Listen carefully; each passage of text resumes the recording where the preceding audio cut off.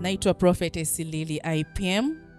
Ni mama wa huduma hii ya Embassy of God for All Nations.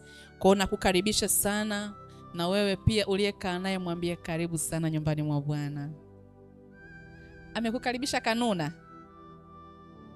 Tabasamu. Tabasamu kwa mtoto wa kike linaongezaga uzuri, unajua? Yaani linakufanya uvutie zaidi. Asa mambo ya kukaribisha umekunja sura. Oho. Fanya tuone tuko na mwanajeshi wa zamu. Haleluya. Leo kwenda kwa haraka kabisa kwenye point yetu na message ambayo Mungu ameiandaa kwa ajili yako leo. Bila kupoteza muda, tutakwenda moja kwa moja kuanza ibada yetu, na Mungu atakwenda kujitwalia utukufu katika maisha yenu. Amen. Kichwa cha habari leo, andika mwanamke wa kusifiwa. Mwanamke wa kusifiwa ni mwanamke wa aina gani?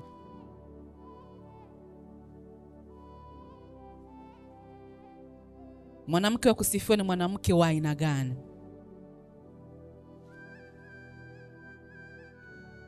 Namba 1. Je, huyu ni mwanamke wa kulia au wa kuchukua hatua? Ni swali hilo. Ni mwanamke wa kulia au wa kuchukua hatua?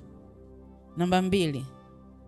Je, hizi hatua ni hatua za aina gani, na ni hatua za faida au za hasara? Mwanamke mwenye kuchukua hatua, ni hatua za aina gani anazochukua? Je, ni hatua zenye faida au hatua za hasara? Naongea na binti, naongea na mama ambaye uko hapa unanitazama, na wewe ambaye unaniangalia huko kwa social media. Ni mwanamke wa aina gani? Hatua ambazo unazichukua ni za faida au za hasara? Ni muhimu sana kuweza kujua na kuweza kuzitambua vizuri. Namba 3.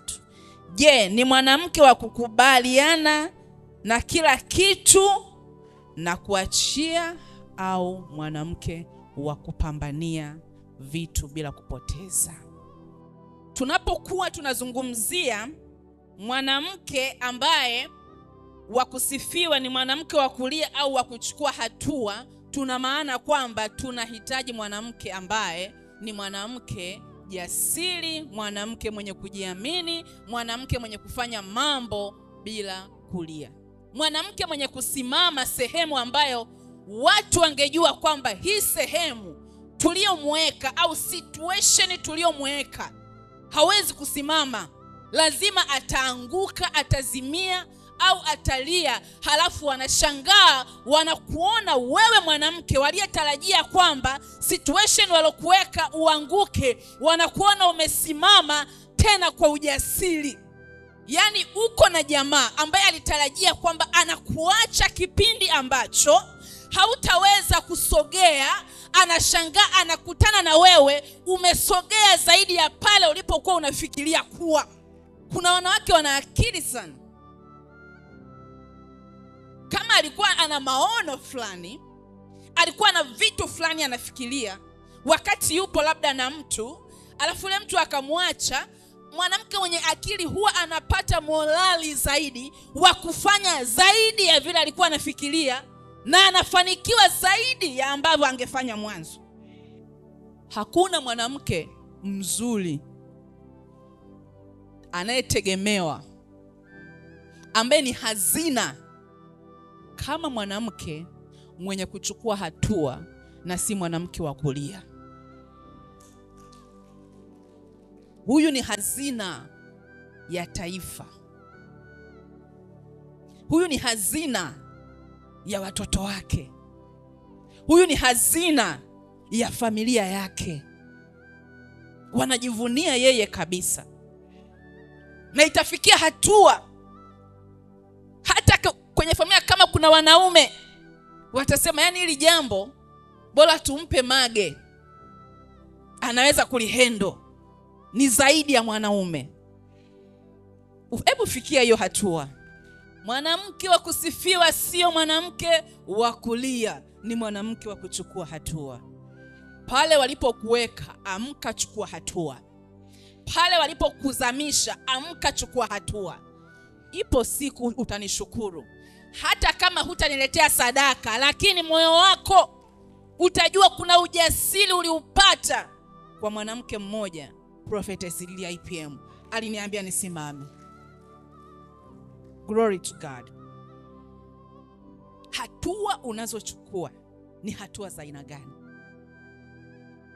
Ni hatua za faida au za hasara? Kuna wengine tunachukua hatua za hasara, kana kwamba tunamkomoa mtu, kana kwamba tunamuonyesha mtu kiburi. Hakuna aliyefanikiwa kwa kufanya maamuzi kama ya kumkomoa mtu au maamuzi ya kiburi.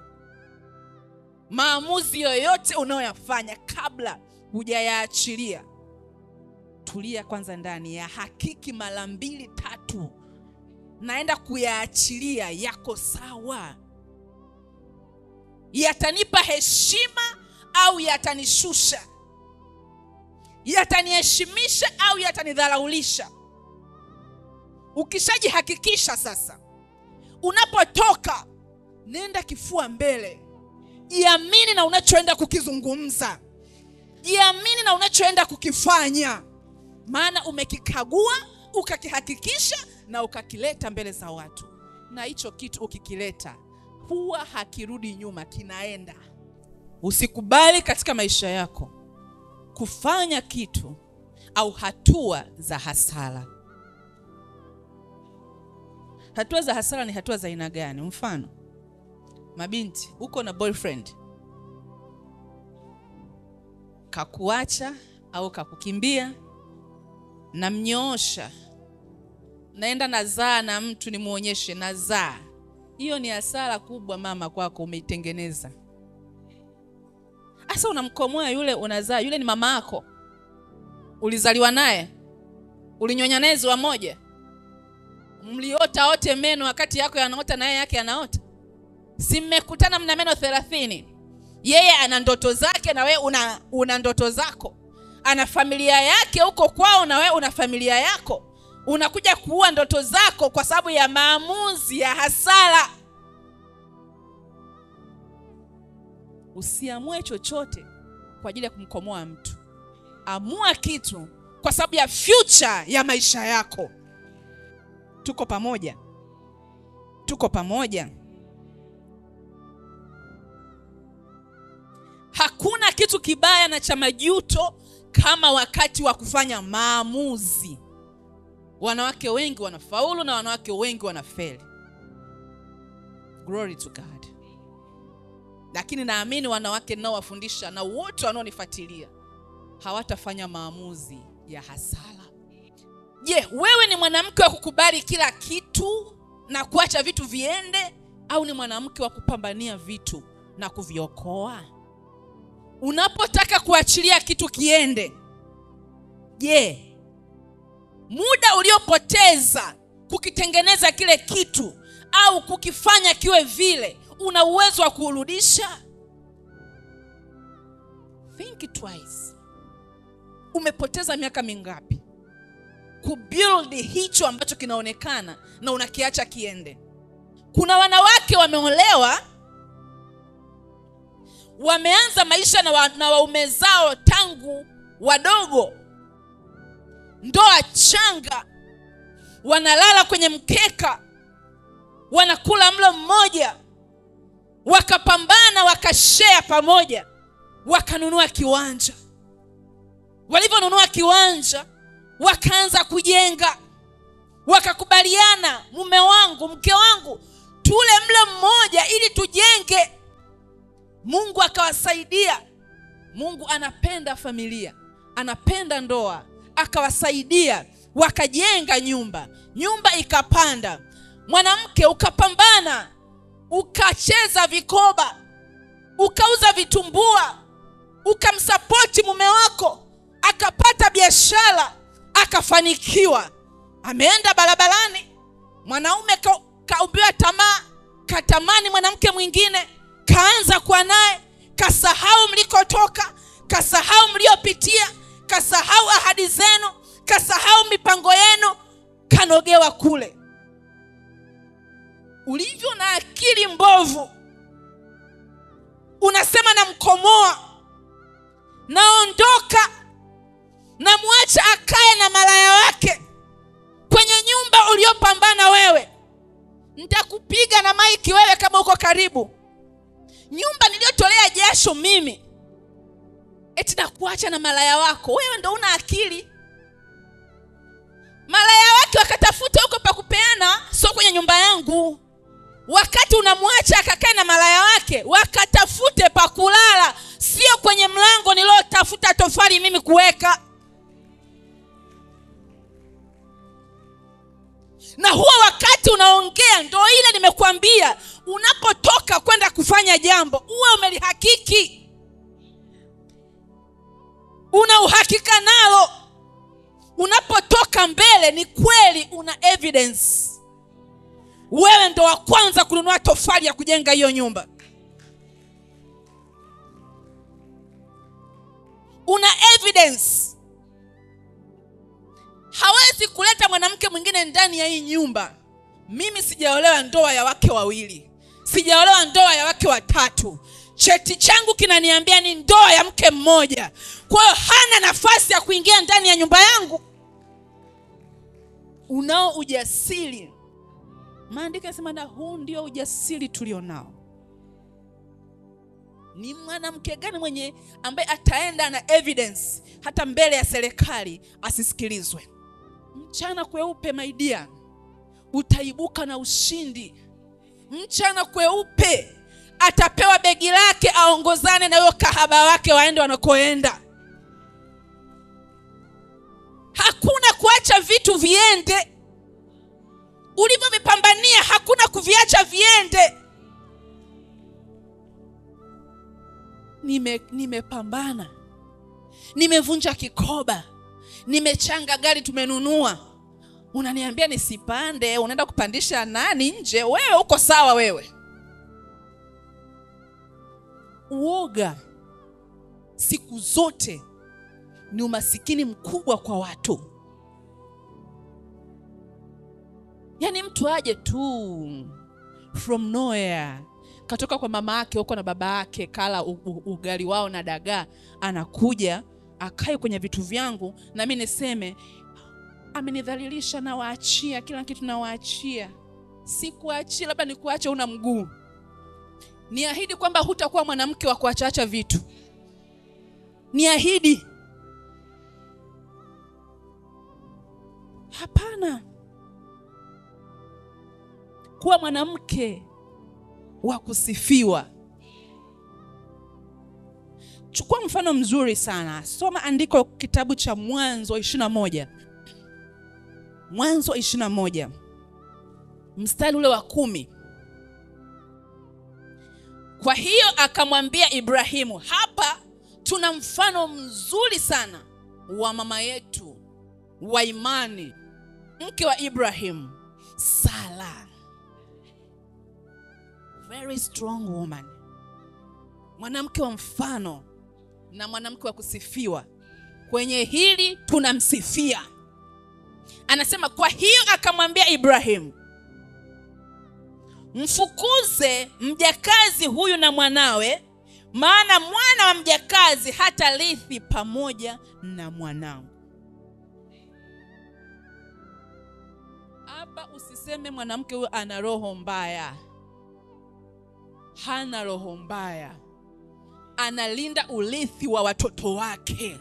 Kama hujui, machizi wengi barabarani chanzo chake kilikuwa ni hichi. Wanagombania mali.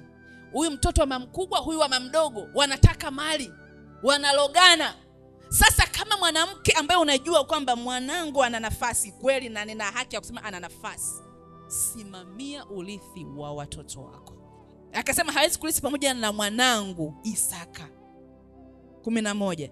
Na neno hilo lilikuwa baya sana machoni pa Ibrahimu kwa ajili ya mwanawe. 12. Mungu akamwambia Ibrahimu. Mungu anaongea baada ya mwanamke mwenye akili kuongea. You get my point?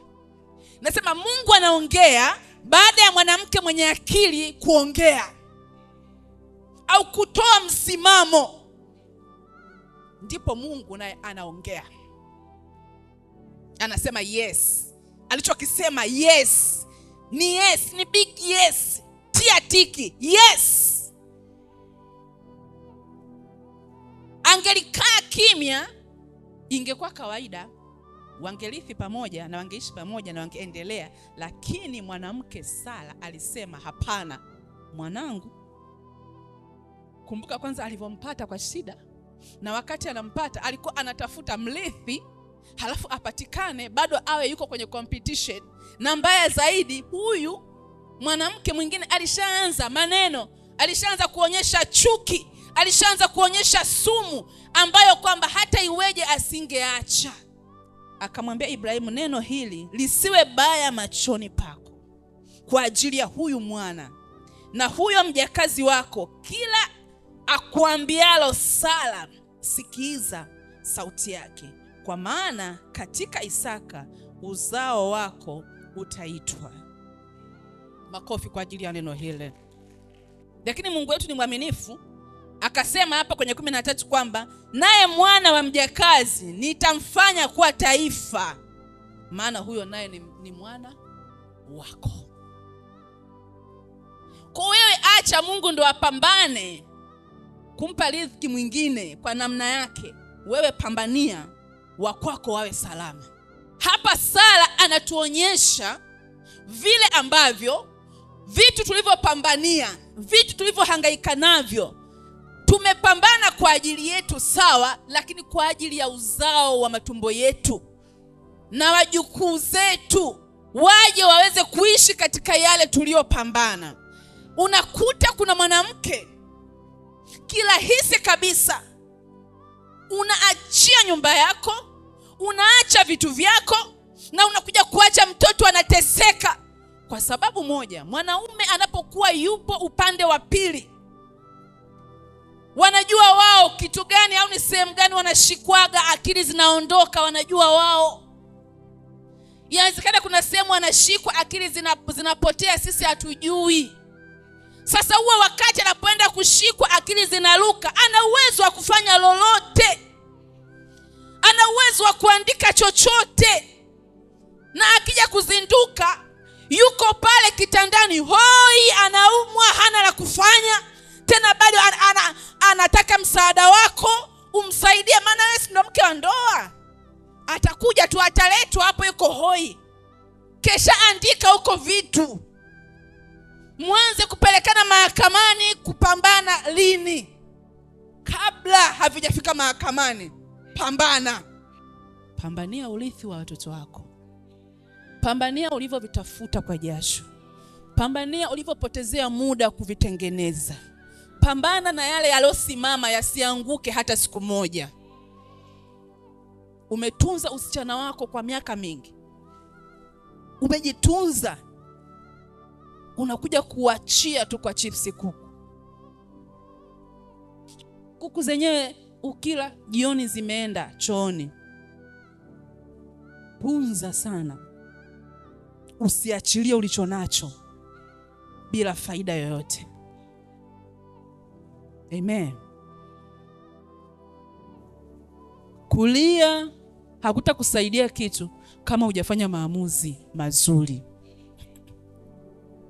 Mimi siwezi.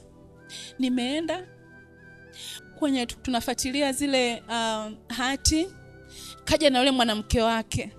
Kwa kweli najisikia vibaya sana, yani najisikia kudharaulika.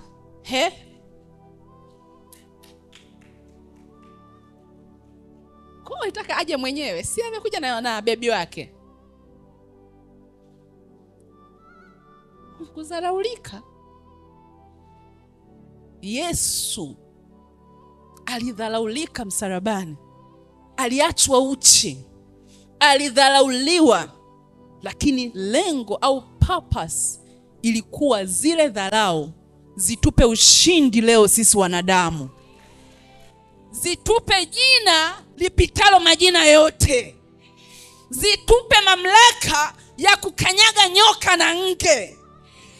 Itupe mamlaka ya kuingia popote tukiwa na nguvu na kujiamini. Usiogope dharau kwenye sehemu ambayo unaamini una uwezo wa kufanya mapinduzi na yakawa msaada katika maisha yako. Labda tu hivyo vitu uwe huhusiki navyo. Mama, tulia. Kama havikuhusu, tulia. Ila kama vinakuhusu, usikubali. Mwanamke mwenzio mwenye maumbile yote kama ya kwako akushinde, kama anaenda yeye kinyume nyume kwa ajili ya kugeuza akili ya mume wako, wewe nenda kimbele mbele, lakini hakikisha akili inageuka.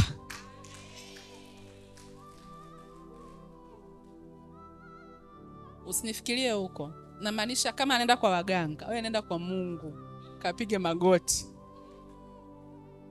Usiende ukajichosha mwenyewe ukasema yani mama alisema mimi naenda kimbele mbele, kwambia nitapambana usiku kucha, utaumwa kiuno.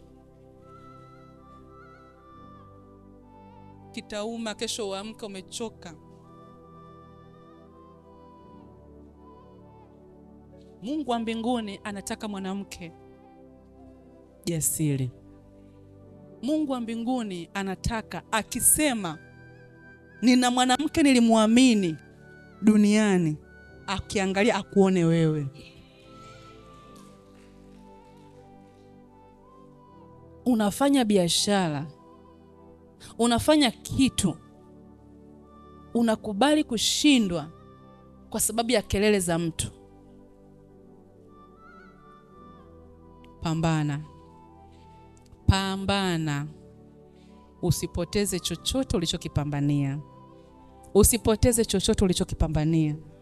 Na kama kuna chochote ambacho upo unakipambania, unatamani kirudi, lakini kimekuwa ni kigumu kwa sababu ya vita kubwa, nipo hapa leo kusimama na wewe katika maombi.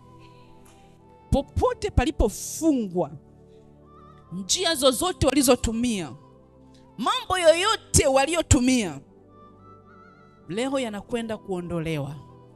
Leo yanakwenda kufunguliwa. Na kwa kirahisi kabisa, Farao akawaambia wana wa Israeli, nimesalenda, waachieni waende. Kuna mapigo Mungu atayaachilia, na wenyewe watasema achia mali zake zirudi. Kuna mapigo Mungu atayaachilia, watasema achia biashara yake iendelee. Kuna mapigo Mungu atayaachilia, watasema Mungu nipe mume wangu, acha mume wake aende kwake. Kuna vitu Mungu atavifanya, na wala si muda mrefu. Kuanzia sasa hivi tunavyozungumza, moto unawaka huko waliko. Moto unawaka huko waliko. Mahusiano yaliyochukuliwa, moto unawaka huko yaliko. Kama ni mpango wa Mungu, yanarejea kwako kwa jina la Yesu. Kama ni mpango wa Mungu, yanarejea kwako kwa jina la Yesu. Na kama ni ndoa yako, inarejea kwako in the name of Jesus. Inarejea kwako in the name of Jesus. Inarejea kwako in the name of Jesus. Kila aliyechekelea anguko la maisha yako, anguko la watoto wako, anguko la kazi yako, anguko la mahusiano yako, leo hicho kicheko in the name of Jesus. Nasema hicho kicheko walichocheka kwa miaka mingi, leo kinageuka kuwa kilio. Nasema leo kinageuka kuwa kilio. Leo kinageuka kuwa kilio. Kama walifurahia miaka mingi, leo kikawe kilio. Kikawe kilio kikubwa. Yakawe mafarakano. Yakawe mafarakano. Anasema vikao vyao vikawe ukiwa.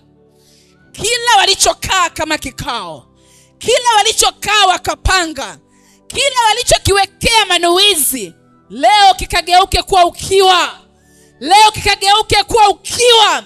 Simama kwa miguu yako, na kila ambacho unaamini ya kwamba kuna sehemu kimefanyika jambo, ndio maana maisha yako yako hivyo yalivyo, leo tunageuza kuwa ukiwa. Tunageuza kuwa ukiwa. Vicheko vyao vikageuke kuwa machozi yasiyokuwa na mwisho. Kama walivyokuliza wewe, kama walivyokutesa wewe, kama walivyokufanya ukakosa amani, ndivyo tunageuza katika maisha yao. Father, in the name of Jesus, omba hapa ulipo, in the name of Jesus, in the name of Jesus. Kila aliyehusika na jambo lolote, kwa wanangu hawa wa kike wanaonifuatilia na walioko hapa, nimesimama kwa nafasi yangu kama mtumishi wa Mungu. Ninaomba Jehova, ninageuza kila mabaya yaliyokuwa yametumwa kwao yakarejee kwao. Back to sender in the name of Jesus. Back to sender in the name of Jesus. Back to sender in the name of Jesus. Hakuna nafasi, hakuna nafasi, hakuna makao, hakuna mabaya yatakayokaa ndani yako, yatakayokaa ndani yako. Naachilia neema ya Mungu, naachilia neema ya Mungu. Acha mema ya kufuate, acha mema ya kufuate jioni hii leo. Acha mema ya kufuate in the name of Jesus, in the name of Jesus. Baba, jioni ya leo tumekusanyika wanao, tunaomba Bwana, tunajua ya kwamba unajua yote yaliyojificha, iwe kwa ndugu zetu. Leo yanafunguliwa, leo yanafunguliwa, leo yanafunguliwa. Bwana Jehova, tunakuomba amani iliyopotea ikarejee katika maisha yetu, ikarejee kwenye kazi zetu, ikarejee kwenye afya zetu, in the name of Jesus. Okasarabaya darabosa, leko santabaya, likarabosa ya. Yes,